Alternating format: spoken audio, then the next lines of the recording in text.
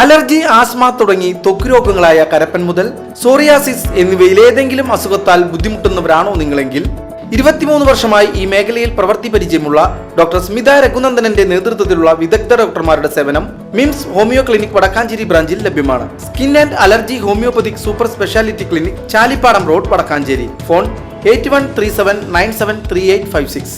Kidney federation of ഇന്ത്യയുടെയും chairman Davis ചിറമലച്ചന്റെ kidney ദാനത്തിന്റെയും 15ാം വാർഷികം ആഘോഷിച്ചു. Kochi Lakeshore hospital director doctor George P Abraham ഉദ്ഘാടനം ചെയ്തു.